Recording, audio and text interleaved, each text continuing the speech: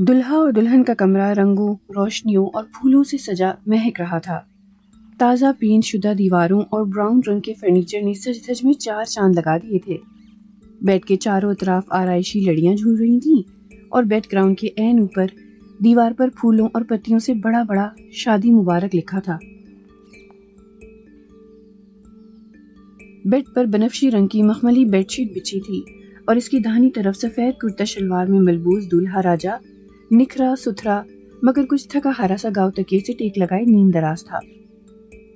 آج اس کی شادی خانہ آبادی کو تیسرا دن تھا اور ابھی تھوڑی دیر پہلے ہی اس کی دلہن رواج کے مطابق اپنے بہن بھائیوں اور کزنز کے ہجوم کے ہمراہ میکے سدھاری تھی۔ شادی کے ہنگاموں اور بھاگم دوڑی میں وہ تھک کر نڈھال ہو چکا تھا۔ کمر الگ تختہ بنی ہوئی تھی۔ اب یہ 2 گھڑی فرصت نصیب ہوئی تھی تو وہ بیڈ پر ڈھیسا گیا تھا۔ ایئر کولر کی ٹھنڈی ہوا کے جھونکے لوری کا کام دے رہے تھے۔ آنکھیں آپ و آپ بند ہوئی جا رہی تھیں۔ اس سے پہلے کہ وہ گہری نیند میں جاتا، اماں نے کمرے میں قدم رنجا فرمایا۔ ارے راجا، سو گئے کیا؟ ان کی پاٹدار آواز گونجی۔ نہیں اماں، اس نے آنکھیں مونڈے ہی جواب دیا اور ذرا سا پرے سرک کر ان کے بیٹھنے کے لیے جگہ بنائی۔ سنو راجا، میں یہ کہنے آئی تھی کہ جب تم شام کو دلہن کے میکے جاؤ گے نا اسے لینے کے واسطے، تو خالی ہاتھ مت چلے جانا۔ 5 کلو کی مٹھائی کی ٹوکری بنوا لینا اور آتے ہوئے سالیوں کو بھی کچھ نہ کچھ دے کر آنا۔ ہیں؟ کیا اماں؟ اماں کے ارشادات پر اس کی آنکھیں پٹ سے کھل گئیں اور دل نے صدمے سے غوطہ لگایا۔ اماں، بارات کے دن اتنا بڑا ٹوکرا مٹھائی کا گیا تھا اور پھر سالیوں کو بھی ڈھیروں روپے تھمائے تھے۔ اس کا اشارہ دودھ پلائی کی تگڑی سی رقم کی جانب تھا۔ اوہو راجا، ایک تو تم بہت بھولے ہو بیٹا، وہ تو تھی بارات کی رسمیں۔ آج تو دلہن مکلاوے گئی ہے اور تو پہلی بار اسے لینے جا رہا ہے، اور ہمارے خاندانی رسم و رواج کے مطابق داماد مٹھائی بھی لے کر جاتا ہے اور سالیوں کے ہاتھ پر بھی کچھ نہ کچھ دھر کر آتا ہے۔ اماں نے رسان سے اسے سمجھایا تو اس کے منہ سے کرہ نکل گئی۔ ہائے یہ خاندانی رسم و رواج اور ان کے تحت ہونے والے خرچے۔ اب جو شادی کے بعد 4 پیسے جیب میں بچے تھے، لگتا تھا ان کا بھی قلقمہ ہو کر رہے گا۔ اس نے ایک ٹھنڈی آہ بھری۔ اماں تو ہدایت دے کر کمرے سے نکل گئیں، جبکہ وہ گو کی کیفیت میں بیٹھا رہ گیا۔ راجا کی شادی گھر کی آخری شادی تھی، اس لیے گھر والوں اور باہر والوں سبھی نے جی بھر کے دل کے ارمان نکالے تھے۔ اس مہنگائی کے دور میں ارمان کون سا مفت نکلتے ہیں، ڈھیروں روپے خرچ ہوتے ہیں جو کہ راجا غریب کی جیب سے ہی نکلوائے گئے تھے۔ یوں تو 6 بہن بھائیوں میں اس کا نمبر فقط تیسرا تھا، مگر شادی سب سے آخر میں ہو رہی تھی۔ اس کا بھی ایک پس منظر تھا۔ سب سے بڑے اختر بھائی تھے، اماں ابا کے پہلوٹی کے بیٹے، انتہائی لاڈلے۔ ابھی گریجویشن ہی کیا تھا کہ اماں ابا کو ان کے سہرے کے پھول کھلانے کا ارمان جاگ اٹھا۔ پھر کیا تھا، نوکری بھی لگنے کا انتظار نہ کیا اور جھٹ پٹ چاند سی دلہن بھی آ لائے۔ گھر میں اس وقت روپے پیسے کی کوئی تنگی نہ تھی۔ ابا کی بہت اچھی نوکری تھی، زرعی اراضی کا ٹھیکہ بھی آتا تھا۔ یوں اماں ابا نے ان کی دلہن حتیٰ کہ ان کے 2 بچوں کا بھی بوجھ خوشی خوشی اٹھایا۔ مگر وہ خوشی تو اس وقت اڑن چھو ہوئی جب بھیا نوکری لگتے ہی بیوی بچے سمیٹ کر ہمیشہ ہمیشہ کے لیے سسرال کو پیارے ہو گئے۔ ان کی طوطا چشمی اور خود غرضی کا سارا خمیازہ راجا غریب کو بھگتنا پڑا۔ اماں نے علل اعلان کہہ دیا، خبردار، گھر میں کوئی بھی راجا کی شادی کا نام نہیں لے گا جب تک کہ چاروں لڑکیاں ٹھکانے نہ لگ جائیں اور یہ خود اپنے پیروں پر کھڑا ہو کر اپنی شادی کے تمام اخراجات خود اٹھانے جوگا نہ ہو جائے گا۔ اس اعلان نے راجا کے دل کی دنیا تہوبالا کر دی، کیونکہ اس وقت تک وہ بھیا کی خالہ ساس کی منجلی لڑکی رانی سے عشق فرما چکا تھا۔ اس لیے تو ان کے سسرال آنے بہانے اتنے چکر لگتے تھے اس کے۔ اماں سب کچھ جانتے ہوئے بھی انجان بنی رہی۔ پھر اس کے بعد اماں ابا نے سکون سے چاروں کو نمٹایا۔ اس کی بھی ایک چھوٹی موٹی سی نوکری لگ گئی۔ اس نے بہنوں کے ذریعے دباؤ ڈلوا کر کسی نہ کسی طرح رانی سے منگنی تو کروا لی، مگر اماں شادی سے ہنوز انکاری تھی۔ چپ چاپ پیسے جمع کر، ہم سے کوئی امید نہ رکھنا، ہم تو خود 4 لڑکیوں کو بیاہ کر خالی ہوئے بیٹھے ہیں۔ لڑکی والوں کی طرف سے دبا دبا شادی کا مطالبہ بھی کیا گیا تو اماں نے بغیر لحاظ و مروت کے جتا دیا، ہماری لڑکی کی ابھی اتنی حیثیت نہیں ہے، انتظار ہو سکتا ہے تو کرو، ورنہ اپنی لڑکی کے لیے کوئی اور بر تلاش کر لو۔ اماں کے اس سنگ دلانہ بیان پر جہاں اس کا دل ٹکڑے ٹکڑے ہو گیا، وہاں رانی نے بھی خم ٹھوک کر اپنے گھر والوں سے کہہ دیا، اگر راجا کے علاوہ میرے لیے کوئی اور بر ڈھونڈا گیا تو گندم میں رکھنے والی گولیاں پھانک لوں گی۔ یعنی آگ تو دونوں طرف برابر لگی ہوئی تھی، بس نصیب ہی ٹھنڈے تھے۔ اس کی نوکری معمولی تھی تو تنخواہ بھی قلیل تھی۔ بیاہی بہنوں کا گھر تھا، کبھی کسی کا چھلا اور کبھی کسی بچے کا عقیقہ، دینا دلانا تو پڑتا تھا۔ اماں ابا کی اپنی حالت پتلی تھی، ابا ریٹائر ہو چکے تھے اور زرعی اراضی بھی تایا اور چچا میں تقسیم ہو کر مختصر سے ان کے حصے میں آئی تھی۔ بہرحال وہ بچت کرنے میں جتا رہا۔ چند سال اور سرک گئے، مگر جب اماں نے شادی کا نام تک نہ لیا تو ایک دن اس نے خود ہی بے شرم ہو کر کہا، اماں وہ میری شادی۔ کیا کہا؟ شادی؟ اماں نے خشمگین نظروں سے گھورا۔ ہاں اماں، میرا خیال ہے اب تو کافی رقم جمع ہو گئی ہے۔ اس نے تھوک نگلا۔ ارے جتنے پیسے تو سنبھال کر اترا رہا ہے نا، اتنے میں بامشکل بری کے کپڑے لتے ہی آ پائیں گے، زیور کہاں سے بنواؤں گی؟ اپنے والا تو سارا میں بہو اور بیٹیوں کو چڑھا چکی ہوں۔ اماں نے ایک اور دلخراش انکشاف کیا۔ اماں، گولڈ کے زیورات کوئی ضروری تو نہیں ہے، آج کل بازار میں ایک سے بڑھ کر ایک مصنوعی زیورات دستیاب ہیں، بالکل اصلی کا گمان ہوتا ہے، ایک دو سیٹ وہی خرید لیں گے۔ اپنے تئیں اس نے جھٹ مشکل کا حل بتایا، مگر اماں تو اچھل پڑی۔ کمبخت باولا ہو گیا ہے کیا؟ اس عمر میں میرے سر میں شریکوں کے سامنے سوار ڈلوائے گا کیا؟ فیکے کی شادی کا ماجرا بھول گئے کیا؟ اس کی ماں بھی مصنوعی زیورات پر سونے کا پانی چڑھا کر لے گئی تھی، دلہن کی تائی اور چچیوں نے جھٹ بھانپ لیا۔ ماں بیٹے کی کیسی درگت بنی تھی، دلہن والے تو بارات واپس کرنے پر تل گئے تھے، بڑی مشکل سے کچھ بزرگوں نے بیچ میں پڑھ کر معاملہ ٹھنڈا کرایا تھا۔ یوں اس کی شادی مزید لٹک گئی۔ اب تو یار دوست بھی مذاق اڑانے لگے تھے، یار جب تمہاری شادی ہوگی نا تو بچے بارات کے دن دلہا راجہ آ گیا، دلہا راجہ آ گیا کہنے کی بجائے دلہا بابا آ گیا، دلہا بابا آ گیا کہیں گے۔ وہ اپنی جگہ پر کھسیا کر رہ جاتا۔ آخر کار قدرت کو اس پر ترس آ ہی گیا۔ اسے فیصلہ آباد کی ایک ٹیکسٹائل مل میں اچھی نوکری مل گئی، تنخواہ بھی معقول تھی۔ یوں بچت مہم تیز تر ہو گئی اور وہ ایک دو سال میں زیورات بنوانے میں بھی کامیاب ہو گیا اور اس کی شادی کی تاریخ ٹھہرا دی گئی۔ راجہ اور رانی کی شادی خوب دھوم دھام سے ہوئی، دونوں پر رج کے روپ چڑھا، دونوں ہی نے ہجر کی طویل رات کاٹی تھی اور اب ملن کا خوبصورت سویرا ان کا منتظر تھا۔ لگن سچی ہو تو منزل مل ہی جاتی ہے۔ راجہ کو بمشکل 2 ہفتوں کی چھٹی ملی تھی، ہر روز ہی وہ دونوں کسی خالہ مامی چچی یا پھوپھی کے ہم ہوتے یا پھر نئے نویلے جوڑے سے خاندان بھر میں سے کوئی نہ کوئی ملنے آیا رہتا۔ ایسے ہی مصروف سے شب و روز میں اتنی فرصت ہی نہ مل رہی تھی کہ فسانہ دل ایک دوجے کو سنایا جاتا۔ راجہ تو اپنے ایک شاعر دوست سے ڈائری پر ڈھیروں شعر لکھوا کر لایا تھا کہ رانی کو شعر و شاعری سے بہت شغف تھا، مگر ایک تو بیاہی بہنوں اور ان کے بچوں کے شور شرابے میں سکون ہی میسر نہ آ رہا تھا، دوسرے وہ ڈائری کم وقت بھی سامان میں نہ جانے کہاں کھو گئی تھی۔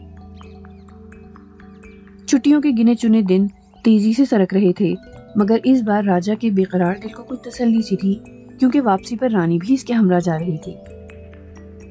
شادی سے پہلے ہی گھر والوں کے باہمی مشورے سے بات طے پا چکی تھی کہ وہ جاتے ہوئے رانی کو بھی ساتھ لے جائے گا۔ اس طرح ایک تو نیا جوڑا وہاں ہنی مون بھی منا لے گا اور پھر راجہ کو روٹی پانی کا جو مسئلہ ہوتا ہے وہ بھی نمٹ جائے گا۔ اس لیے آتے ہوئے وہ کرائے کے ایک چھوٹے سے گھر کا بندوبست کر کے آیا تھا۔ تھوڑی بہت پلاننگ اس نے وہیں کر لی تھی کہ وہ رانی کو جھنگ بازار کی سیر کرائے گا، حلوہ پوری اور نان چنے کھانے وہ بھوانا بازار یا پھر کچہری بازار کی طرف نکل جایا کریں گے۔ وہ رانی کو گھنٹہ گھر بھی دکھائے گا، یہاں کے مشہور دہی بڑے اور چنے چاٹ بھی کھایا کریں گے۔ مگر وائے افسوس، ابھی قدرت کو ان کی مزید آزمائش مطلوب تھی۔ رات نصف سے زیادہ بیت چکی تھی، مگر نیند اس کی آنکھوں سے کوسوں دور تھی۔ اس نے پہلو میں لیٹی اپنی نئی نویلی دلہن کو دیکھا، جس کے سبھی چہرے پر سکون ہی سکون تھا۔ اسے رشک سا آیا، کاش اس کی بھی تمام پریشانیاں ہوا میں کہیں تحلیل ہو جاتی، جن کی اس نے اسے کبھی بھنک تک نہیں پڑنے دی تھی۔ فیصلہ آباد سے آتے ہوئے وہ اچھی خاصی رقم ہمراہ لایا تھا۔ اس کی درخواست پر آفس والوں نے اسے ایڈوانس بھی دیا تھا۔ احتیاطاً وہ کچھ دوستوں سے ادھار بھی پکڑ لایا تھا، مگر شادی کے موقع پر رسم و رواج کے نام پر اسے اتنا لوٹا گیا تھا کہ شادی جیسی انمول نعمت بھی پھیکی پھیکی سی لگنے لگی تھی۔ پھر ولیمے کے بعد اتنے بل دینے پڑے تھے، مہندی پر ہار پھولوں کا بل، لائٹنگ کا بل، کراکری کا بل، کیٹرنگ کا بل، ولیمے کے کھانے کا بل ہی بل دیتے ہوئے وہ بلبلا اٹھا تھا۔ اختر بھائی نے تو جھوٹے منہ بھی چند روپوں کی آفر نہ کی تھی، اماں ابا نے البتہ ایک چھوٹی سی رقم ضرور تھمائی تھی۔ اب جانے کا وقت آ گیا تھا اور حال یہ تھا کہ اس کی جیب میں اپنے جانے کا کرایہ تک نہ بچا تھا، اس لیے رانی کو ہمراہ لے جانے والا پروگرام صاف کھٹائی میں پڑتا نظر آ رہا تھا۔ سوچ سوچ کر اس کے سر میں درد ہو رہا تھا۔ اس نے سر درد کی گولی تلاش کرنے کے لیے بیڈ کی دراز کھینچی۔ اندر رانی کا گولڈن پرس جگمگا رہا تھا۔ پرس کافی پھولا پھولا سا دکھ رہا تھا، یقیناً اس میں سلامی کے پیسے تھے۔ ایک دم سے اس کے ذہن میں ایک ہلکا سا خیال آیا، پھر اس نے فوراً ہی اسے جھٹک دیا۔ اب کیا وہ اپنی نئی نویلی بیوی سے ادھار مانگتا اچھا لگے گا؟ صبح سویرے کا وقت تھا۔ وہ کچن میں داخل ہوا تو اماں آٹا گوندھ رہی تھی۔ وہ ایک موڑھا گھسیٹ کر ان کے سامنے بیٹھ گیا۔ اماں، پرسوں میں واپس جا رہا ہوں۔ ہے؟ اتنی جلدی؟ تمہاری چھٹی ختم ہو بھی گئی؟ اچھا تو پھر دلہن سے کہو کہ وہ تمہارا اور اپنا ضروری سامان پیک کر لے۔ اماں نے گوندھا ہوا آٹا ایک پیالے میں نکالتے ہوئے کہا۔ اماں، رانی میرے ساتھ نہیں جا رہی، وہ یہیں رہے گی۔ وہ کچھ پست آواز میں بولا۔ ہیں؟ مگر کیوں؟ تم تو وہاں گھر کا انتظام کر کے آئے تھے نا؟ اماں کا لہجہ استفہامیہ ہوا۔ ہاں اماں، مگر خالی خولی گھر سے کیا ہوتا ہے، اور بھی بہت کچھ چاہیے ہوتا ہے، ساز و سامان وغیرہ۔ ہاں تو تمہاری دلہن جو ٹرک بھر کر جہیز لائی ہے، وہ کیا میں نے استعمال کرنا ہے؟ نہ بھائی نہ، میں ان ساسوں میں سے نہیں ہوں جو بہوؤں کے دانت جہیز پر نظر رکھتی ہیں۔ میرا تو اپنا ڈھیروں سامان سٹور میں پڑا ہے۔ تم ایک سوٹ کیس لے کر دلہن کے ہمراہ روانہ ہو جاؤ، میں اختر سے کہوں گی وہ سامان کا ٹرک لوڈ کروا کر پیچھے بھجوا دے گا۔ ہاں، ٹرک والا جیسے مفت لے جائے گا، وہ جل کر بولا۔ اماں، آپ سمجھتی نہیں ہیں، میرے پاس بالکل پیسے نہیں ہیں، بیوی کا خرچہ کہاں سے کروں گا؟ خود تو ریڑھی والے سے لے کر ایک سوکھا نان بھی کھا کر گزارا کر لوں گا۔ وہ جھنجھلا اٹھا۔ ہائے میرے لال! اماں تڑپ اٹھیں۔ میرے پلے بھی کچھ نہیں ہے جو تمہیں دے دوں۔ تھوڑی دنوں تک وہ چھوٹی والی بھی چھلے کے لیے دوبارہ آ جائے گی، مسقط والی بھی میاں اور بچوں کے ہمراہ بھی مہینہ بھر ادھر ہی رہے گی، اگلے مہینے شاید جائے۔ اماں کے اپنے دکھڑے تھے، مگر میرے چاند، لڑکی والوں کو تو یہی بتایا تھا کہ دلہن ساتھ جائے گی، وہ کیا سوچیں گے؟ اماں کو ایک اور نکتہ سوجھا۔ اماں، وہ جو مرضی سوچیں، مگر فی الحال میں رانی کو 6-7 ماہ تک وہاں نہیں لے جا سکتا۔ ایڈوانس تنخواہ میں خرچ کر چکا ہوں، دوستوں کا ادھار چکانا ہے، مکان کا کرایہ بھی ابھی واجب الادا ہے۔ مجھے آپ سے کچھ نہیں چاہیے، بس آپ میرے بعد رانی کا خیال رکھنا، اس نے کہا اور تیزی سے باہر نکل گیا۔ بچھڑتے سمے دونوں اداس اور دل گرفتہ تھے۔ رانی کے لب خاموش اور آنکھیں بھری ہوئی تھیں، مگر ان آنکھوں میں ٹھہرے تمام آنسو راجا کو اپنے دل پر گرتے محسوس ہو رہے تھے۔ وہ اپنی مجبوریوں کی داستان اسے سنا چکا تھا، جو اس نے بڑے صبر سے بغیر کسی گلے شکوے کے سن لی تھی، اور ساتھ ہی سلامی کے پیسوں کی آفر بھی کی تھی۔ مگر ایک تو اس کے ضمیر نے گوارا نہیں کیا کہ وہ بیوی کو تحفے میں ملنے والی رقم ہتھیا لے، دوسرے اتنے تھوڑے پیسوں سے کچھ بھی ہونے والا نہ تھا۔ اس نے پیسے دوبارہ اس کی مٹھی میں دبا کر اس کے دونوں ہاتھوں کو اپنے مضبوط ہاتھ کی گرفت میں لیا۔ طویل جدائی کے بعد محبت کو ایک جائز رشتہ ملا بھی تو ساتھ نصیب نہیں ہو رہا تھا۔ وہ بڑے بھاری دل کے ساتھ فیصل آباد کے لیے روانہ ہو گیا۔ منہ اندھیرے ہی وہ فیصل آباد پہنچ گیا۔ اپنی موٹر سائیکل وہ بس ٹرمینل کے سٹینڈ پر ہی کھڑی کر کے آیا تھا۔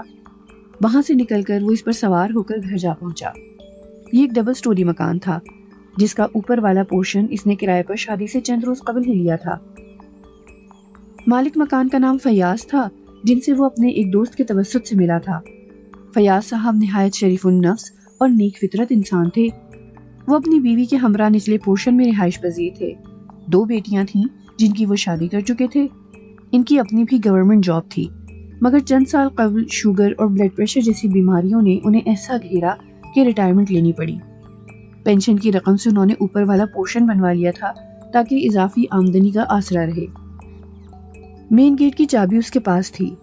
اس نے گیٹ کھول کر احتیاط سے موٹر سائیکل کو اندر گھسیٹا تاکہ گھر والے بے آرام نہ ہوں، اور پھر دبے پاؤں سیڑھیاں چڑھ کر اپنے پورشن تک آ گیا۔ دروازہ کھولا تو خالی گھر دیکھ کر دل میں ہوک سی اٹھی۔ اس نے کیا کیا سوچا تھا کہ رانی کا ہاتھ تھام کر گھر میں داخل ہوگا، پھر دونوں مل کر گھر کا چولہا جلائیں گے، سجائیں گے، سنواریں گے، مگر اس نے بے دلی سے سفری بیگ ایک طرف اچھالا اور خود نیچے بچھی چٹائی پر ڈھیر ہو گیا۔ وہ دن چڑھے تک سوتا رہا، پھر ٹھک ٹھک کی آواز سے اس کی آنکھ کھلی۔ دروازہ کھولا تو سیڑھیوں کے پاس فیاض بھائی کھڑے اپنی چھڑی کی نوک سے ریلنگ بجا رہے تھے۔ وہ 2 سٹیپ ہلانگتا ہوا ان تک پہنچا۔ ارے شہزادے، آ گیا تو؟ وہ گرم جوشی سے اس سے لپٹ گئے۔ شادی مبارک ہو بھائی، بہت بہت۔ نہ تم نے آنے کی اطلاع کیوں نہ دی؟ وہ تو ابھی تمہاری موٹر سائیکل گراج میں کھڑی دیکھی تو معلوم ہوا کہ دولہا صاحب تشریف لا چکے ہیں۔ انہوں نے اسے گلے لگائے ہی کہا، اپنے جوش و خروش میں وہ اس کا بجھا بجھا سا انداز نوٹس نہ کر سکے۔ بھائی برخوردار ایسا ہے کہ تم اور دلہن تیار ہو کر نیچے آ جاؤ، تمہاری بھابھی ناشتہ بنا رہی ہیں، مل کر کرتے ہیں۔ وہ جاتے ہوئے انہیں بتا کر گیا تھا کہ واپسی پر دلہن اس کے ہمراہ آئے گی۔ وہ فیاض بھائی میں اکیلا ہی آیا ہوں، دلہن نہیں آئی، اس نے کچھ جھجک کر بتایا۔ وہ کیوں بھائی، تمہارا تو یہی پروگرام تھا، میں نے تو پانی والی ٹنکی بھی بھروا دی تھی۔ ان کی نظریں سوالیہ ہوئیں۔ بس بھائی وہاں جا کر حالات کچھ ایسا رخ اختیار کر گئے تھے کہ دلہن کو ساتھ لانا ممکن نہ رہا تھا۔ اس کا لہجہ پست تھا مگر چہرے پر مجبوریوں کی داستان رقم تھی۔ مزید کچھ کہنا نہ پڑا، فیاض صاحب کی جہاں دیدہ نگاہوں نے سب کچھ پڑھ لیا۔ اچھا، اللہ بہتر کرے گا۔ انہوں نے اس کے کندھے پر تسلی بھری تھپکی دی۔ تم فریش ہو کر آ جاؤ، میں تمہارا اور اپنا ناشتہ ڈرائنگ روم میں لے کر آتا ہوں۔ نہیں بھائی، اس کی ضرورت نہیں ہے، میں نے راستے میں چائے پی لی تھی۔ کیوں، کیا خالی چائے پر گزارا کرو گے؟ انہوں نے شفقت سے ڈپٹا تو وہ ان کے خلوص پر شرمندہ سا ہو گیا۔ پھر وہ آتے ہی گدھوں کی طرح کام میں جٹ گیا۔ اس نے فیکٹری میں صبح اور شام دونوں شفٹوں میں ڈیوٹی لگوا لی۔ رات گئے گھر لوٹتا تو تھکا ماندہ بستر پر گرتے ہی بے خبر ہو جاتا۔ 2 گھڑی فرصت نصیب ہوتی تو موبائل پر رانی سے بات بھی ہو جاتی۔ گاؤں میں اکثر سگنل کا مسئلہ ہی رہتا تھا، ٹھیک سے بات ہی نہ ہو پاتی، آواز کٹ جاتی۔ وہ بے دلی سے فون ایک طرف پھینک دیتا۔ اس دن جمعہ تھا، اس کا ایک بھی کپڑا دھلا ہوا نہیں تھا۔ پہلے تو دھوبی کو دے دیتا تھا مگر اب بچت کے خیال سے اس نے خود دھونے کا سوچا۔ کپڑے دھو کر وہ الگنی پر پھیلا رہا تھا جب اسے سیڑھیوں پر قدموں کی چاپ سنائی دی اور پھر کھانسی کی زوردار آواز۔ فیاض بھائی بمشکل سیڑھیاں چڑھ کر اوپر آ رہے تھے۔ ایک ہاتھ میں ڈھکی ہوئی پلیٹ تھام رکھی تھی۔ یہ لو راجا، تمہاری بھابھی نے آج بریانی بنائی ہے۔ پھولی ہوئی سانسوں کے ساتھ انہوں نے بمشکل جملہ مکمل کیا۔ اوہو فیاض بھائی، آپ نے خود کیوں زحمت کی، مجھے آواز دے دیتے۔ راجا نے جلدی سے آگے بڑھ کر پلیٹ ان کے ہاتھوں سے پکڑی اور انہیں سہارا دے کر چارپائی پر بٹھایا۔ تم گھر میں ہوتے کب ہو؟ سارا دن غائب رہتے ہو، رات کو بھی نہ جانے کس پہر آتے ہو۔ یہ تو آج اوپر سے کھٹر پٹر کی آوازیں آ رہی تھی تو میں نے سوچا کہ تمہیں کھانا دے آتا ہوں، اس بہانے ملاقات بھی ہو جائے گی۔ مگر یہ 4 سیڑھیاں چڑھتے ہوئے برا حشر ہو گیا۔ ان کی سانسیں کچھ ہموار ہوئیں تو وہ راجا کو کچھ خفگی سے دیکھتے ہوئے گویا ہوئے، گھر کتنا سونا سونا سا لگ رہا ہے، ہم نے تو سوچا تھا کہ دلہن آئے گی تو کوئی رونق شونق ہو جائے گی، تمہاری بھابھی کو بھی دوسرا ہٹ مل جائے گی، مگر تم تو جیسے لنڈورے گئے تھے ویسے لنڈورے آئے۔ وہ جواب میں فقط پھیکے پن سے مسکرا کر رہ گیا۔ راجا، میں تو کہتا ہوں کہ کل ہفتہ ہے اور پرسوں اتوار، ایک چھٹی لے لو اور نکل جاؤ گاؤں کے لیے، دلہن کو لے کر آ جاؤ۔ مگر فیاض بھائی، اتنی جلدی تو یہ قطعی ممکن نہیں ہے، آپ میری مشکلات سے آگاہ تو ہیں۔ وہ ان کے جھٹپٹ پروگرام پر مغموم سا ہو کر بولا، تمہاری مشکلات کا کچھ حل تو ڈھونڈا ہے میں نے۔ یہ کہہ کر انہوں نے اپنے کرتے کی جیب سے ایک خاکی رنگ کا پھولا سا لفافہ نکال کر اس کی طرف بڑھایا۔ میں نے تو اسی دن ٹھیکیدار سے کہا تھا کہ رقم دے جائے، مگر اس ناہنجار نے بھی آناکانی کرتے کرتے اتنے دن گزار دیے، آج ہی دے کر گیا ہے۔ نہیں فیاض بھائی، وہ کرنٹ کھا کر تھوڑا سا پیچھے سرک گیا، میں آپ پر مزید بوجھ نہیں بن سکتا، پہلے ہی میرے سر پر آپ کی بہت احسانات ہیں، آپ نے جاتے ہوئے بھی تحفتاً کچھ پیسے دیے تھے، میرے حالات کی وجہ سے فی الحال آپ کرایہ بھی نہیں لے رہے، آپ اور بھابھی تو خود بیمار رہتے ہیں، آپ کو تو خود ضرورت ہے۔ دیکھو راجا، انہوں نے اپنا چشمہ اتارا اور اسے رومال سے صاف کر کے دوبارہ اپنی آنکھوں پر جماتے ہوئے پرسوچ انداز میں بولے، جن حالات سے تم گزر رہے ہو نا، کم و بیش اسی طرح کے حالات کو میں آج سے تقریباً 28 سال پہلے بھگت چکا ہوں۔ کہانی تم سے زیادہ مختلف نہیں ہے، 4 بہنوں کا اکلوتا بھائی ہوں، خالہ کے ہاں منگنی ہو چکی تھی، اچانک خالو بیمار پڑ گئے، اتنے زیادہ کہ لگتا تھا فرشتہ اجل اچک لے جائے گا۔ یہ اور بات ہے کہ ہماری شادی کے بعد بہت سال تک وہ زندہ رہے۔ لڑکی والوں کی طرف سے شادی کے لیے دباؤ بڑھ گیا، نہ چاہتے ہوئے بھی اماں ابا تیار ہو گئے۔ میں نے بھتیرا کہا کہ سادگی سے نکاح کر دیں، مگر اکلوتی اولاد نرینہ تھا، سادگی سے کرتے ہوئے بڑوں کی انا آڑے آئی تھی، جو جمع جتا تھا سبھی خرچ ہو گیا۔ میں نئی نویلی دلہن کو گاؤں چھوڑ کر لوٹ آیا، امید تھی کہ سال 6 ماہ میں حالات سدھرتے ہی لوٹ آؤں گا، مگر یہاں آتے ہی اچھی بھلی نوکری چھوٹ گئی۔ نئی نوکری لگنے اور کچھ پاؤں جمنے میں ہی اتنا عرصہ لگ گیا کہ دلہن کو تو کیا یہاں لا پاتا، خود ہی 6 ماہ تک بمشکل گھر کا چکر لگاتا۔ جب حالات میں کچھ بہتری آئی، چند سال مزید آگے سرک گئے تھے اور وہاں گاؤں میں ہماری 2 چھوٹی بچیاں بھی یکے بعد دیگرے پیدا ہو چکی تھیں۔ معاشی لحاظ سے تھوڑا اور مستحکم ہوتے ہی میں بیوی بچوں کو یہیں لے آیا، مگر اب وہ پہلی سی بات نہیں رہی تھی۔ وہ اولین دنوں کی محبت، چاہت، نرم گرم جذبات، سبھی حالات کی ستم ظریفی کا شکار ہو کر باسی بوسیدہ ہو چکے تھے۔ ویسے بھی 2 چھوٹی بچیوں کا ساتھ تھا۔ نئے نویلے جوڑوں کی طرح موٹر سائیکل پر سیریں کرتے اور پارکوں میں لور لور پھرتے اچھے تو نہ لگتے تھے، اور نہ ہی دل کو سیر و تفریح اور ہلے گلے کی چاہ رہی تھی۔ بیمار بچے، کسی کو فلو، کسی کو بخار، زیادہ تر ڈاکٹروں کے پاس ہی چکر لگتے تھے۔ پھر حالات بہتر سے بہتر ہوتے چلے گئے۔ میں نے تلافی کی بھی کافی کوشش کی، اتنے سال اکٹھے بھی رہے، مگر اس نیک بخت کے دل سے ان اولین دنوں کی جدائی کا قلق ہی نہیں جاتا۔ آنے بہانے جتاتی رہتی ہے، اس کا بھی کوئی قصور نہیں، ہر چیز اپنے وقت پر اچھی لگتی ہے۔ جس طرح سوکھے ہوئے پھولوں سے رفتہ رفتہ خوشبو کم ہو جاتی ہے، بالکل اسی طرح جذبات و احساسات کو بھی بر وقت پذیرائی نہ ملے تو وہ بھی سرد ہو جاتے ہیں، مرجھا جاتے ہیں، ان پر بھی اوس پڑ جاتی ہے۔ پھر اس لحاظ سے مرد و عورت میں بھی فرق ہے۔ عورت کے جذبات کانچ سے بھی نازک ہوتے ہیں۔ مرد تو حالات کی مار سہ کر بھی اپنی جگہ کھڑا رہتا ہے، مگر عورت کے کومل احساسات کی بے قدری ہو تو وہ ٹوٹ کر بکھر جاتی ہے، اپنے دل میں ایسے زخم بنا لیتی ہے جن سے درد کی ٹیسیں اٹھتی رہتی ہیں۔ وہ دور کہیں ماضی میں کھوئے کھوئے سے بول رہے تھے اور وہ ہونق پن سے منہ کھولے انہیں دیکھ رہا تھا۔ بظاہر سیدھے سادے نظر آنے والے فیاض بھائی تو عورت کی نفسیات پر غالباً پی ایچ ڈی کیے ہوئے تھے۔ ان کے حرف حرف سے متفق ہونے کے باوجود اس نے رقم کے لیے ہاتھ نہیں بڑھایا تو انہوں نے جھنجھلا کر لفافہ اس کی گود میں ڈال دیا۔ فی الحال تو ایسے کوئی ہنگامی حالات نہیں کہ مجھے ابھی کے ابھی ان پیسوں کی ضرورت ہو۔ آئندہ بھی اللہ تعالیٰ رحم فرمائے گا، جب سہولت ہو آہستہ آہستہ لوٹاتے رہنا۔ ابھی تو تم دلہن کو لانے کی تیاری پکڑو۔ وہ ذرا ڈپٹ کر بولے تو وہ ان کے خلوص پر ایک بار پھر شرمندہ ہو گیا۔ اس نے ان کی طرف ممنون نظروں سے دیکھتے ہوئے سوچا، کون کہتا ہے کہ صرف عورت ہی عورت کا دکھ سمجھ سکتی ہے؟ مرد بھی مرد کا دکھ سمجھ لیتا ہے۔